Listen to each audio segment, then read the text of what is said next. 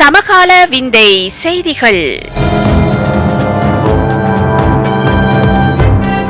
பாகம் 115.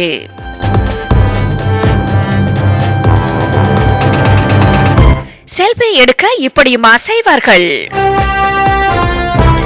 ஸ்மார்ட் போன்கள் மூலம் தன்னைத்தானே எடுத்து Facebook போன்ற சமூக இணையதளங்களில் தரவேற்றம் செய்யும் புகைப்படத்தை குறிக்கும் புதிய ஆங்கில சொல்லான செல்ஃபி என்ற வார்த்தையை ஆக்ஸ்போர்ட் அகராதிகள் 2013ஆம் ஆண்டுக்கான சொல்லாக தேர்ந்தெடுத்திருந்தன. அவ்வாறு புகழ்பெற்ற செல்ஃபியை எடுத்துக் கொள்வதற்கு உயிரை கூட பணயம் வைக்க தயாராக உள்ளார்கள் என்றால் நம்புவீர்களா? அயர்லாந்தில் உள்ள காக் நகரத்தில் உள்ள சென்ட் அனி தேவாலயத்துக்கு அருகில் உள்ள ஷெண்டோன் பெல்ஸ் கோபுரத்தில் ஏறிய 2 பேரே இவ்வாறான விபரீத செயற்பாட்டில் ஈடுபட்டுள்ளனர். குறித்த கோபுரம் 120 அடி உயரத்தை கொண்டது. இந்த கோபுரத்தின் மேல் ஏறினால் 360 பாகை பரப்பை முழுமையாக பார்க்க முடியுமாம். ஆனால் கோபுரத்தின் உள்ளிருந்தே அனைத்தையும் பார்வையிடுவது வழக்கம். ஆனால் குறித்த கோபுரத்துக்கு சென்ற 2 பெண்கள் கோபுரத்தின் உள்பகுதியில் இருந்து வெளியே வந்து செல்ஃபி எடுத்துள்ளனர். கோபுரம் உயரமானது என்பதனால் கடுமையான காற்று வீசக்கூடும், இது மிகவும் ஆபத்தானது என்று அவர்களை கோபுரத்தில் கண்டோர் தெரிவித்துள்ளனர். இதனை அவதானித்த கோபுர பணியாளர்கள் அவர்களை பாதுகாப்பாக உள்ளே அழைத்து சென்றுள்ளனர். ஏன் வெளியே சென்றீர்கள் என்று கேட்டதற்கு செல்ஃபி எடுக்க சென்றோம் என்று அவர்கள் இலகுவாக பதிலளித்தார்களாம். செல்ஃபி எடுத்து தரவேற்றம் செய்வதற்கு இருக்கும் ஆர்வம் உயிரை கூட அசட்டை பண்ணும் அளவிற்கு இருக்கிறது என்றால் என்ன சொல்ல முடியும்? அதிலும் பெண்கள் இவ்வளவு துணிவாக இருப்பது ஆச்சரியமாக இருக்கிறது. உணர்வுகளுக்கு முன்னுரிமை கொடாமல் ஆபத்துக்களை அறிந்து செயல்படுவதானது மேன்மையை தரும். பாரிய சமையல் பாத்திரத்திற்குள் குளித்த சமையல் நிபுணர். கொலம்பியாவின் ராணுவ முகாமில் உள்ள சமையல் நிபுணர் ஒருவர் பாரிய சமையல் பாத்திரத்துக்குள் இறங்கி குளித்தமை சர்ச்சையை ஏற்படுத்தியுள்ளது. 27 வயதான விக்டர் கம்போவா எனும் சமையல் நிபுணரே சூப் தயாரிப்பதற்கு பயன்படுத்தப்படும் பாரிய பாத்திரம் ஒன்றை தனது குளியல் தொட்டி போன்று பயன்படுத்தியுள்ளார். கொலம்பியாவின் தலைநகர் பொகோட்டாவில் உள்ள ராணுவ போலீஸ் முகாம் ஒன்றில் கடந்த வருடம் இச்சம்பவம் இடம்பெற்றுள்ளது. விக்டர் கம்போவா இப்பாத்திரத்திற்குள் இறங்கி குளிக்கும் காட்சியை சக ராணுவ வீரர்கள் வீடியோவில் பதிவு செய்து வெளியிட்டுள்ளனர். அம்முகாமில் பணியாற்றும் மற்றொரு சமையல் நிபுணரான ஜான் கமாகோ இது தொடர்பாக கூறுகையில், அவர் தனது சீருடையை கலற்றிவிட்டு நீர் நிறைந்த பாத்திரத்திற்குள் இறங்கினார்.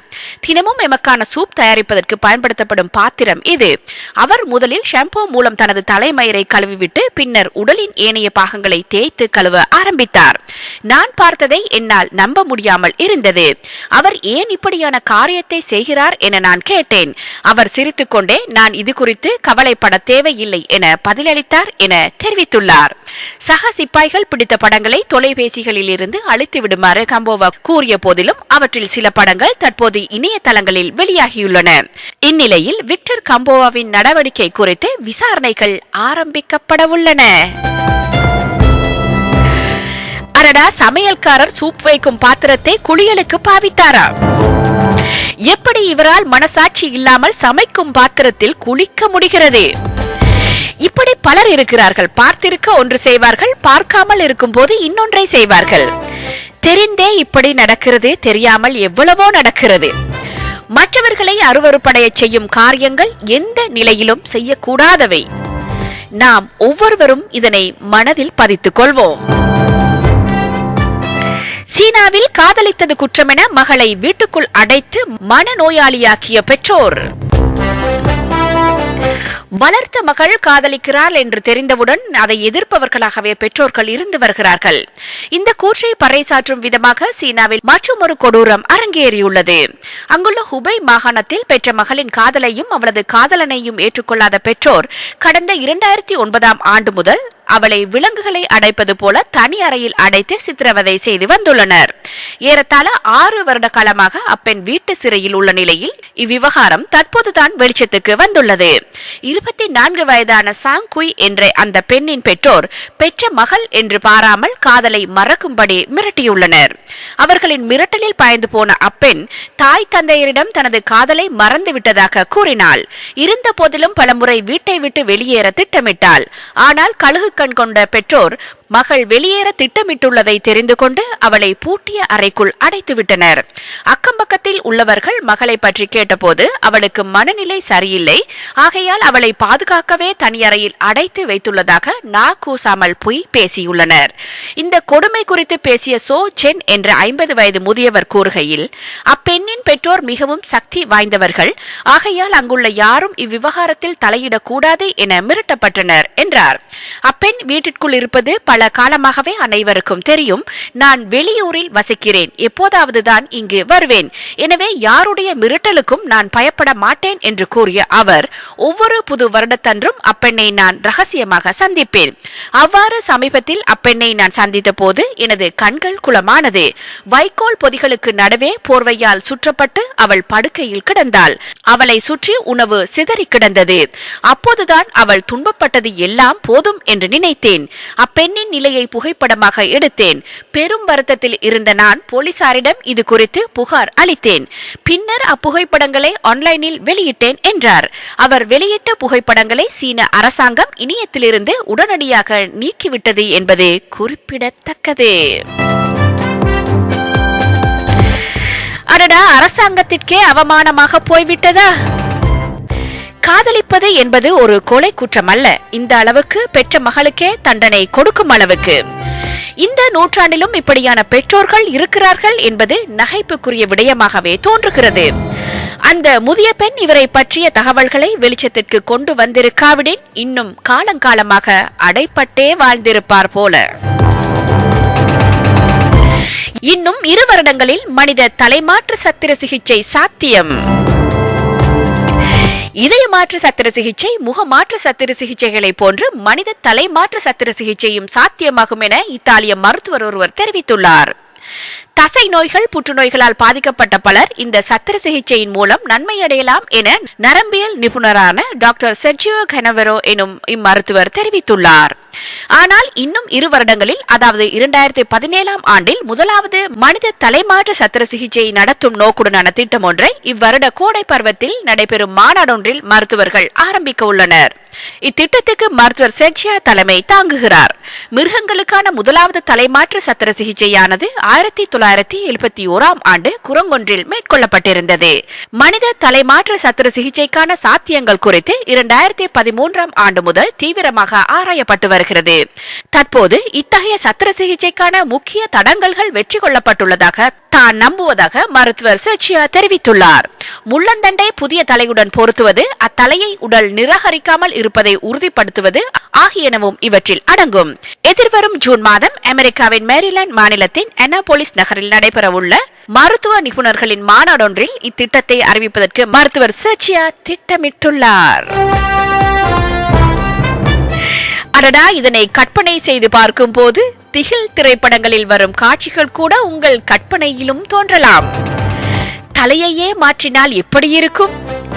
இன்னொருவரின் முகத்தோடு உங்கள் உடம்பு இருந்தால் எப்படி இருக்கும்? இதனை உங்கள் கற்பனைக்கே விட்டுவிடுகிறேன். தொழில்நுட்பம் அவ்வளவு தூரத்திற்கு மனிதனை ஆராய்வு பண்ண தூண்டுகிறது. தலைமாற்று சிகிச்சையின் எதிரொலிப்புகள் என்ன? வெற்றி பெறுமா, பெறாதா? இதனையெல்லாம் நாம் உயிருடன் இருந்தால் கண்டிப்பாக பார்க்கலாம். மனித தலை விற்பனைக்கு என்று விளம்பரம் பண்ணாத அளவில் இருந்தால் ஆரோக்கியம்தான். பேய் பங்களாவை விலைக்கு வாங்கிய வீரர். பேய் பூதம் என்று லேசாக கூறினாலே பேயா என்று அலறியடித்துக் கொண்டு ஓடுபவர்கள் எம்மில் அதிகம். அவ்வாறு இருக்கையில் பேய் பங்களா என்று தெரிந்தும் கூட கால்பந்தாட்ட வீரர் ஒருவர் மாட மாளிகையொன்றை விலைக்கு வாங்கியுள்ளார். 1000 ஆண்டுகளுக்கு முன் எகிப்தில் மன்னராக இருந்தவர் டுட்டன் ஹாமுன். இவரது கல்லறையை 1923ஆம் ஆண்டு பிப்ரவரி 16ஆம் தேதி திறந்து பார்த்துள்ளனர். எகிப்தின் நைல் நதிக்கு அருகில் இருக்கும் தீப்ஸ் பகுதியில் 3000 ஆண்டுகளாக உலகின் கண்களில் இருந்து மறைந்து கிடந்த டுட்டன் ஹாமுனின் கல்லறையை பிரிட்டனை சேர்ந்த புகழ்பெற்ற தொல்பொருள் ஆராய்ச்சியாளர் ஹாவர்ட் கார்ட்டர், அவரது நண்பர் லார்ட் கார்னர்வன் ஆகியோர் திறந்தனர். கல்லறையின் 4வது மற்றும் கடைசி அறை பல அதிகாரிகளின் முன்னிலையில் திறக்கப்பட்டது. ஒன்றுக்குள் ஒன்றாக வைக்கப்பட்டிருந்த 3 சவப்பெட்டிகளின் கடைசி பெட்டியில் மன்னர் டுட்டன் ஹாமுன் மீளா துயிலில் ஆழ்ந்திருந்தார். 18 வயதில் மர்மமான முறையில் இறந்த மன்னர் இவர். இவரது இறப்புக்கான காரணம் பற்றி இன்று வரை ஆய்வுகள் தொடர்கின்றன. உடல் நலம் குன்றி இறந்ததாக ஒரு தகவல் உள்ளது. குத்தி கொலை செய்யப்பட்டதாக இன்னொரு தகவல் உள்ளது. கால் உடைந்து அந்த புன்புரையோடி அதனால் இறந்தார் என்று ஒரு தகவல் உள்ளது. ஆனால் இதுவரை உறுதியான தகவல் வழங்கப்படவில்லை. இந்த சம்பவத்தை வைத்து புனையப்பட்ட கதைகள் ஏராளம். தனது கல்லறையை திறப்பவர்களுக்கு மரணம் நிச்சயம் என்று டுட்டன்ஹாமுனின் கல்லறையில் எழுதப்பட்டிருந்தது. இந்த நிலையில் கல்லறையை திறந்து 6 வாரங்களுக்கு பிறகு கொசுக்கடியால் ஏற்பட்ட தொற்று நோயால் கெய்ரோ நகரில் கானர்வான் மரணமடைந்தார். இதேபோல் அதே ஆண்டில் அந்த கல்லறையை பார்வையிட்ட ஜார்ஜ் ஜே கவுல் என்பவர் சில மாதங்களில் மர்ம காய்ச்சலால் உயிரிழந்தார். டுட்டன்ஹாமுனின் உடலை எக்ஸ்ரே மூலம் ஆய்வு செய்த ஜார்ஜ் பால் டக்ளஸ் அடுத்த ஆண்டு மர்ம நோயால் இறந்தார். அதேபோல இந்த பணியில் ஈடுபட்ட 58 பேரில் 8 பேர் அடுத்தடுத்து மரணம் அடைந்தனர். அதற்கு மன்னரின் ஆவிதான் காரணம் என்று கூறப்பட்டது. இப்படி பலர் மர்மமாக உயிரிழந்தது பலரின் கற்பனையை பயங்கரமாக தூண்டிவிட்டது. இந்நிலையில் டுட்டன்ஹாமுனின் கல்லறை குறித்து ஆராய்ந்தவர் கானர்வான் என்பவர். இவர் அந்த ஆராய்ச்சியில் ஈடுபட்டிருக்கும் போது மரணமடைந்துள்ளார். அவர் வசித்து வந்த மாட மாளிகையை விலைக்கு வாங்கியுள்ளார். எடோ கேமரூனில் பிறந்தவர். எடோ செல்சியா அணிக்காக விளையாடி வந்தவர். கடலோரத்தில் அமைந்துள்ள இந்த பங்களாவை என்ன செய்ய போகிறார் என்பது தெரியவில்லை. ஆனால் இதை புனரமைப்பதற்கு 20 மில்லியன் பவுண்ட் செலவாகும் என்று கணக்கிடப்பட்டுள்ளது. பேய் பிசாசு என்றால் கொஞ்சம் பயம் வருவதென்பது உண்மைதான். பேய் இருக்கிறதா இல்லையா என்பது கூட தெரியாது. ஆனாலும் அந்த பதங்களில் மக்களுக்கு பயம்தான். இந்த வீரர் தைரியசாலிதான். பேய் என்றால் ஒதுங்கி ஓடுபவர்களும் இருக்கிறார்கள், சவாலை சமாளிப்போம் என்கிறவர்களும் இருக்கிறார்கள். 20 மில்லியன் பவுண்ட் செலவழித்து புனரமைத்து இந்த பங்களாவை என்ன செய்ய போகிறார் என்பதை பொறுத்திருந்து பார்ப்போம். குடும்பத்தினரை தீயிலிருந்து காப்பாற்றுவதற்காக அடுப்பை தூக்கி கொண்டு ஓடிய சிறுவன். தனது சகோதரிகளையும் பணிப்பெண்ணையும் தீயிலிருந்து காப்பாற்றுவதற்காக வெறுங்கையினால் அடுப்பை தூக்கி கொண்டு வீட்டுக்கு வெளியே ஓடிய 10 வயதான சிறுவனுக்கு சவுதி இளவரசர் 1 லட்சம் சவுதி ரியால்கள் வெகுமதியாக வழங்கியுள்ளார். சவுதி அரேபியாவின் தென்மேற்கு பிராந்தியத்தில் உள்ள குராயத் நகரை சேர்ந்த ரயான் அல் பால்வி எனும் இச்சிறுவனுக்கே இளவரசரும் அமைச்சருமான முதாப் பின் அப்துல்லா பின் அப்துல் அசீஸ் இவ்வெகுமதியை வழங்கியுள்ளார். பெற்றோர்களும் மூத்த சகோதரர்களும் வீட்டில் இல்லாத வேளையில் இச்சிறுவனும் அவனின் சகோதரிகளும் பணிப்பெண்ணும் கடும் குளிரிலிருந்து தம்மை பாதுகாத்துக் கொள்வதற்காக அடுப்பில் தீ மூட்டினர்.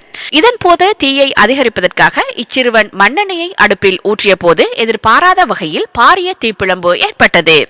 அத்தீ வீட்டின் ஏனைய பாகங்களுக்கும் பரவி சகோதரிகளுக்கும் பணிப்பெண்ணுக்கும் ஆபத்து ஏற்படுவதை தவிர்ப்பதற்காக ரயான் தனது கைகளால் அடுப்பை தூக்கிக் கொண்டு வெளியே ஓடினான்.